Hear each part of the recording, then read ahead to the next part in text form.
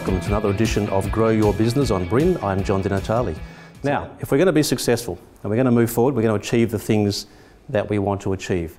There are some things that I believe we have to stop doing, and there are some things I believe we have to start doing or do more of in order to do that. So let me run you through these and see what you think. The first one on my list is, this is the stop list, by the way. These are the things that I think we should stop doing, okay, or at least do less of. The first one is stop saying yes to everything. As entrepreneurs and business people in particular, we have a tendency to say yes to everything. There are lots of good ideas, there are lots of opportunities, there are things just pop up out of everywhere that we can say yes to. And so one of the disciplines is to actually stop saying yes to everything and get to the point where you can, in line with the hierarchy we just talked about of prioritizing, be able to say, look, that's a really interesting idea, but unfortunately it just doesn't fit with where we're going right now, so I'm going to have to say no. I know how difficult this is. My team sometimes applaud when I say no to something because they go, yes, JD said no to a task and that means we're still on track, okay? So I know how difficult it is to stay focused and say no to some things that may be good opportunities but just not quite where you want to go right now. That's the first one. The second one is to stop starting things and not finishing them.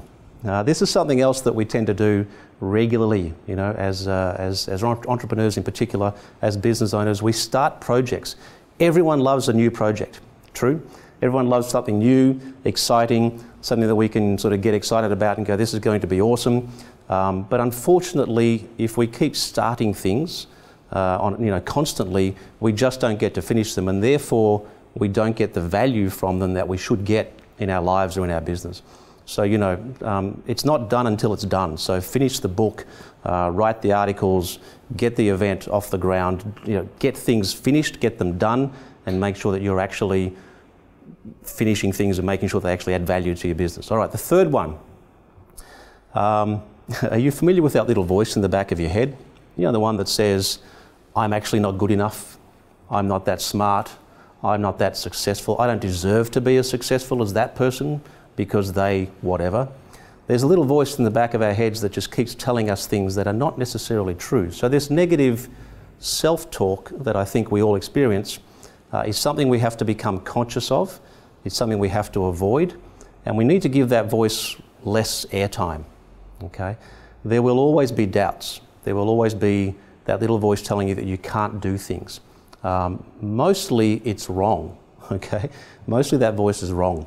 And so we need to be conscious of when we start to talk ourselves out of things and really understand and analyze where that's coming from, and then be able to put it aside and say, look, I understand the fear or the concern, but I'm going to get on and do this because it's important, because it's in line with where I want to go, and because I see value in it. So the negative self-talk has to stop. Maybe it's worthwhile for you getting a few positive mantras in your life, I'm sure you've been to places where there are little frames on the wall with quotes in them, little positive things to prompt some thoughts.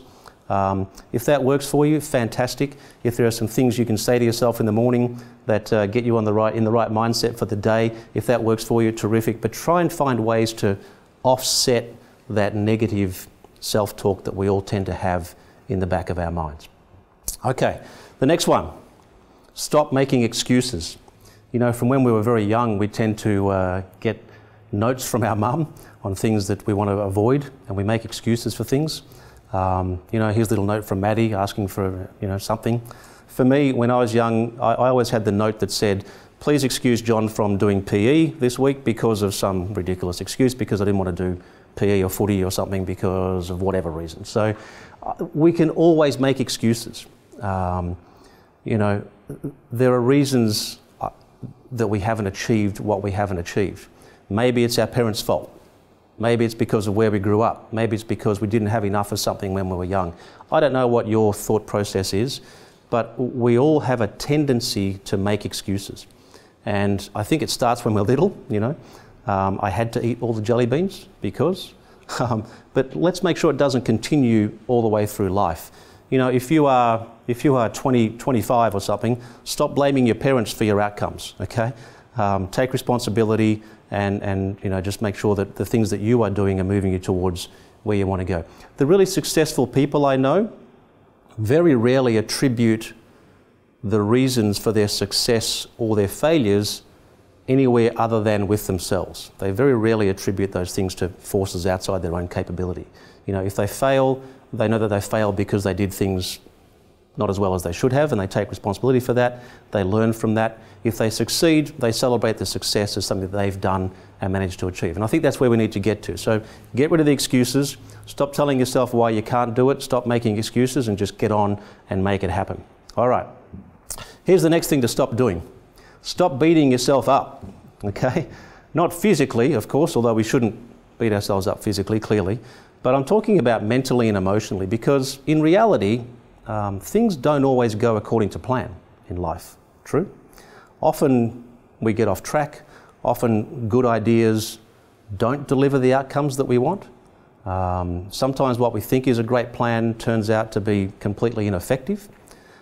So don't beat yourself up over this. You know, it's a tendency we all have. You've got to be a little bit careful. I understand there are frustrations, and when that happens, by all means express your frustration in a way that's, you know, appropriate, but that works for you. But then let it go. If you fail at something, let it go, because I know sometimes we have a tendency to go over things over and over and over again, and we keep telling ourselves that we failed, and we keep telling ourselves that didn't work the way we wanted to. It's part of the journey, so let's let it go. Let's say, okay, cool, we failed, we learned, and we've moved on.